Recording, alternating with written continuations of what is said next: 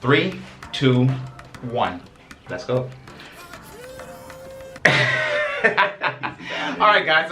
Welcome to the Luck and Javan show, whatever it we can call this. I think. Yeah, it's the first time we just trying things out just to see how it is. You know, Exactly. just having a conversation. I think what we're basically trying to do is start a conversation about certain stuff that's going on the island and certain, especially, well, what we want to discuss right now is sustainable living after natural disasters. Yeah.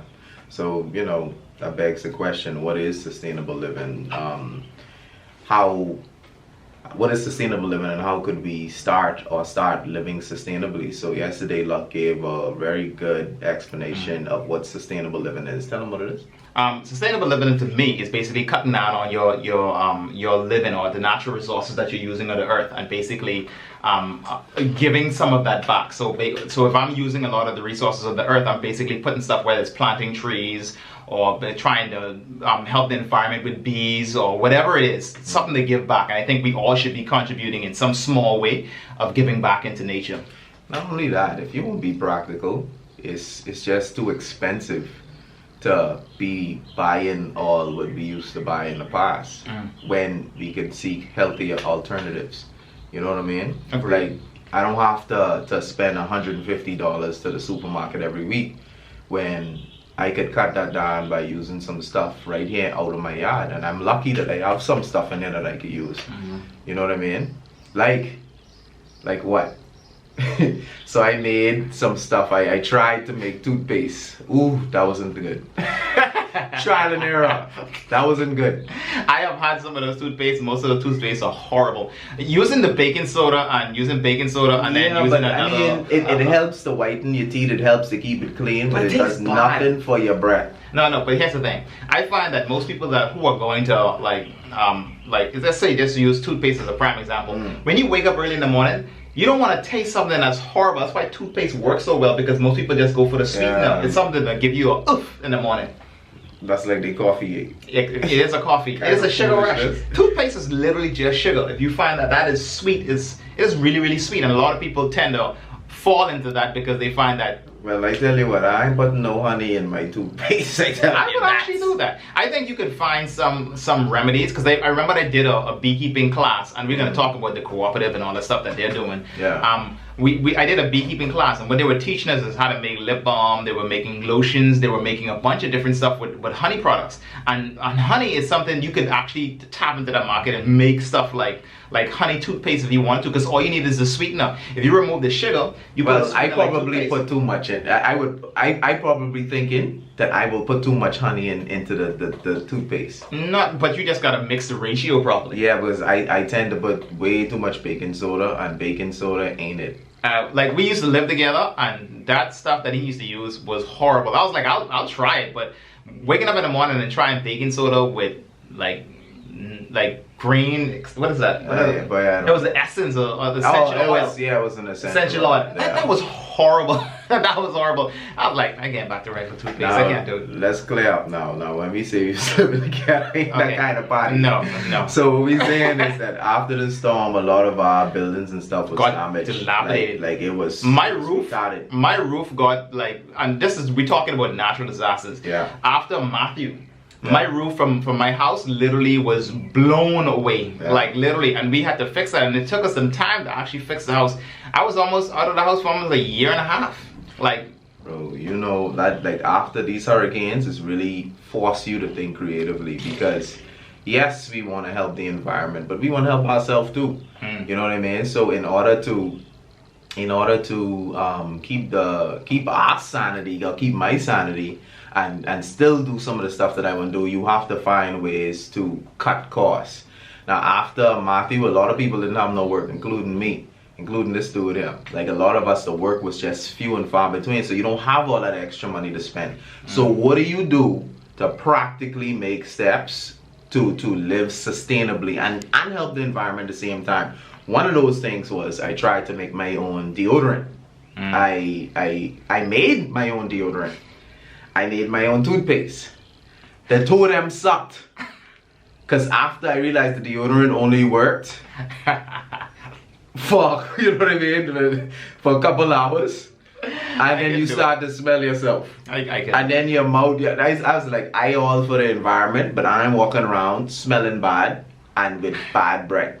So I looked up alternative solutions. Now there's this crystal deodorant. I think one of the stores sell it here. I kind of like it. Now why I say I like it is because it has no scent and you don't smell. You know what I mean? So you have to wet it, you have to use it under your arm. And how much times you gotta apply? Because I remember listening to Erica Badu talk about it, just like I gotta do a rub on like 100 times on one side, and then 100 times on the next side. No, well, that depends. She have a big old bush under her arm. She don't shave her arm. Erica, I hope you never see this. I mean, well, all right. I mean, I'm just saying. A lot of people, if it's real talk, if you use the crystal deodorant, and you have plenty here under your arm, you gonna have to do it more. But if you have like a bare arm, if you shave under your arm, you don't have to do it as much. But see, that's another thing. That's another. I mean, people scared. People scared, but you're scared because you're thinking about, man, I don't want to go there, and I don't want nobody smell. Then you go, boy, walking around self-conscious with your arm pinned to your side. No way. Like, use that. You could use it. You could try it out when you home. And if you start to smell yourself, then you know that. You know what would be my advice? Use it at night, and then during the day, go back to your regular deodorant when you gotta walk in the sun and do it. But then again, if you're using a deodorant, right? I would suggest using not an antiperspirant. That's the antiperspirant is the one with the white and the leave all that cake up stuff on their arm, right? Yeah, I think that's it. Use regular deodorant. The antiperspirant actually blocks the sweat from coming out. And after a while, what I found that I started developing like not bumps, but rashes. It's not rash. It's like because the sweat glands release all the toxins in your body, or it gets rid of stuff, and if you block it, then you end up with like lumps under your arm. That could lead to cancer. Wow. Because you blocking your pores from, doing what they're supposed to do. Well, what about people who actually, what I'm thinking, there's, the deodorant industry is a massive industry. Like, literally, there is nobody that is not using deodorants on this island, period. How about we try to find some folks who We hope everybody using deodorant. I hope. Okay, let's just say I hope. But what I'm talking about is like someone starting a deodorant just specifically for the Bahamas. Or let's don't go on Bahamas, just this island. Yeah. Create a deodorant, whether you're using coconut, you're using some of the wax or whatever it is you're gonna use to actually create natural deodorants and sell it on the island, because that's a market. People are willing, they don't want to use natural stuff. Yeah, they want to use natural stuff that works.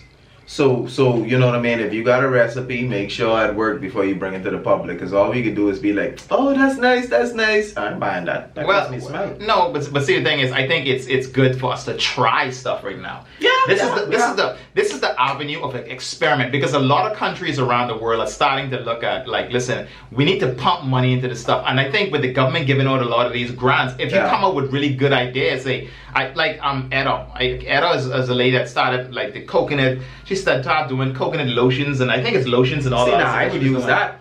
But see, those are markets. But I'd use that. But those are markets that we're talking about sustainable living. Yeah. That is sustainable. Like, there is enough coconuts and stuff that we can literally take a lot of these stuff and create products, and we can sell into the market. True. So we can take some of that money that we're spending worldwide and just use it on the island. But you know what kind of numbers we be spending? But that's like millions or billions of dollars we use just to import food every year. Yeah. We ain't producing nothing.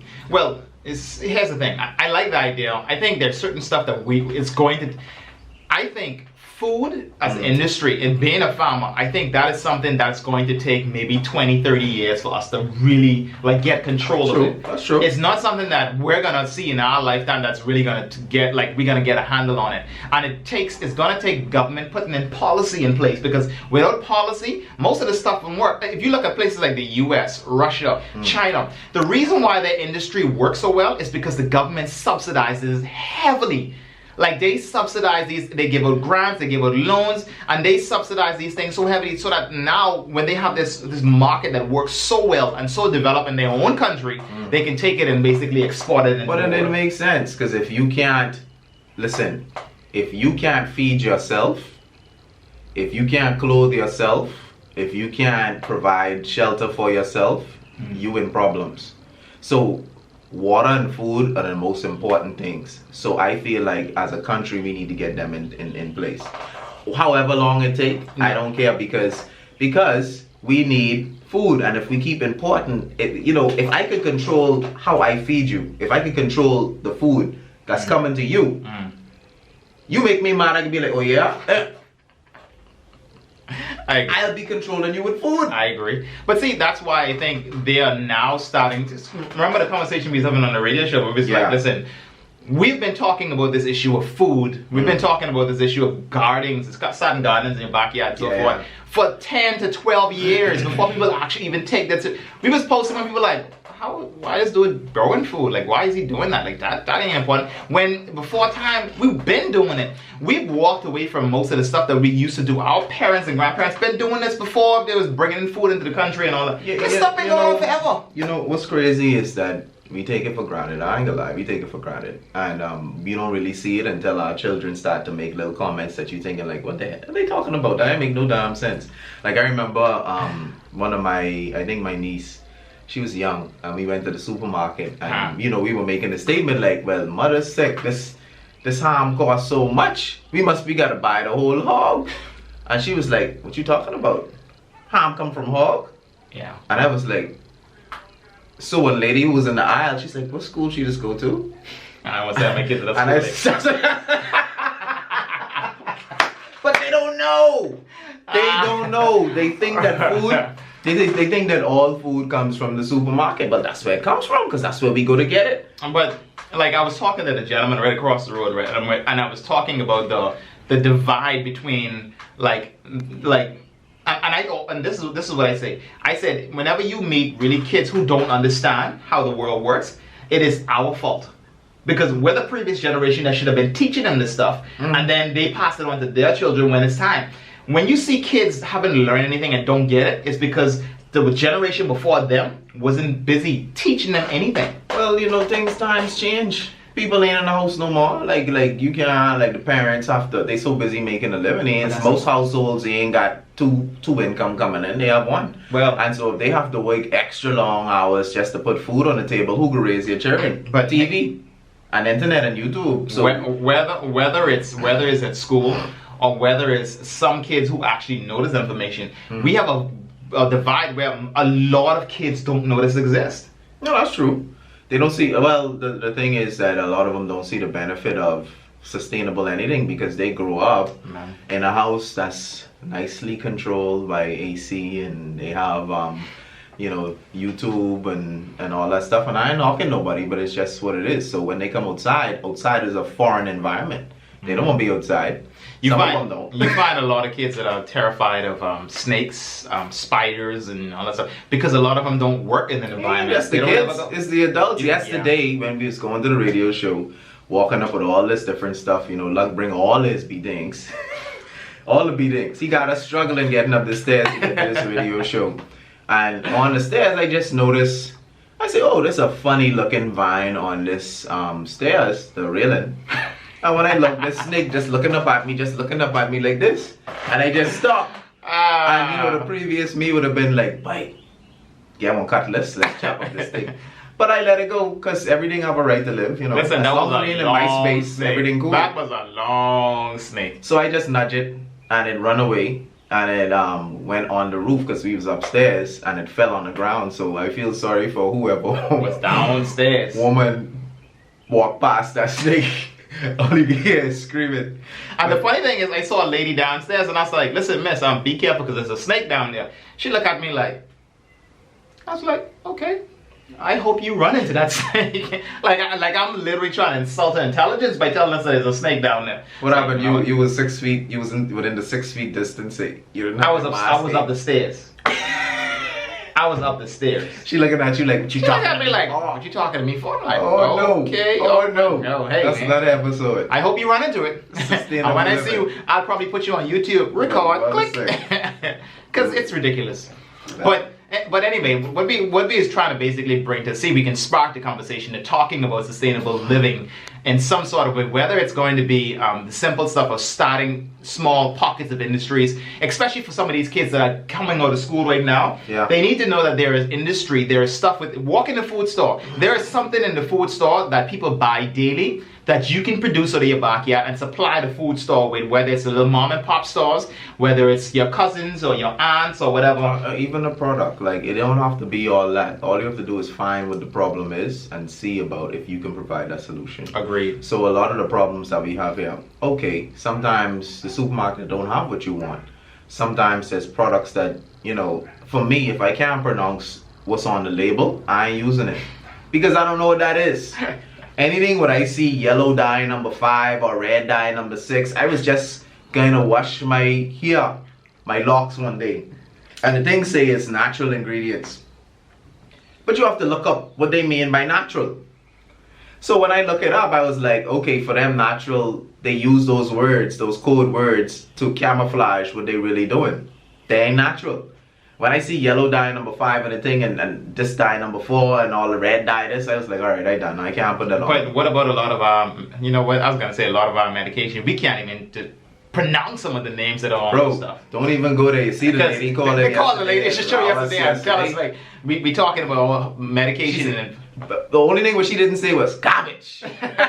Garbage. I'm like, listen, you need to basically go into the yard and consume a lot of stuff that you basically eating and so forth. And this lady, like she put up a whole defensive, like she was mad. She said, what about the people who taking serious medication, who when you go taking these bush medicine, they end up in a coma. Now, for us, and for anybody who listening or for anybody who in that situation, it's certain things you know better than to do. Don't try don't feel like you'll be cured faster by taking more of a dose of something. That just don't work. All you can do is compromise your system because you don't know the strength of the medication, or you should know the strength of the medication, and there's no specific measurement or way for you to judge how much bush medicine to take. So we were saying that if in the event of an emergency, like COVID, like, you know, the hurricane post Dorian and Matthew, and there's no way for these pharmacies or no way for now and bear in mind, if no food is coming into this country, ain't no medication coming in as well either. I'm talking that's nothing. What I'm saying. So there's no way for you to get this so stuff. What are you gonna do? So, you know, I always used to tease my old lady and say, well, if the world supply of relaxers go out, what you could do? You know what I mean? What you can do, and they take it for a joke, and then when you look, COVID come, and everybody walking around looking like me right now, or walking around looking like I saw some girls who, you know, sometimes when you used to see them working at the hotel, right? Every time you see them, they like this, they like this. Selfie statistics went down. Some of these girls, when I saw them next, boy, they was happy for these masks because they had the couple. And then someone was like, I can't afford to waste my makeup. So you get to see the real them. So Lord. Maybe the beauty industry, maybe even, you know, some enterprising young Bahamians could start making some products for the beauty industry. Agreed. We got a lot of aloe. We got a lot of, you know, even if you put a little bit of sand in it for sand scrub. Shoot, I was in Florida, and I can't remember why. I think we had gone to a conference or something. And when I gone in a store of one of the sponsors, these dudes was literally selling sand from the beach. They were selling sand from the beach in little packets for $5. And they told me that when tourists come, they normally buy that. So they put little shells in it, $10. The sand itself, $5. Hey, what we doing? We can sell some of the sand, but no. What about putting it inside a collect bottle or sans bottle? You know, a beer bottle, cap it off, put a few shells inside it, be like, you know, that's the Bahamian beer, and that could be sold. That's a market. That is a listen. Don't underestimate this. Tourists will buy almost anything. If it looks good to them and they could decorate a wall, people would spend money on anything. That's like as long as they make it feel good. We did a show, me, Mr. Davel, and a couple other folks, and you know, alright, we did a show with conch shells and all that stuff.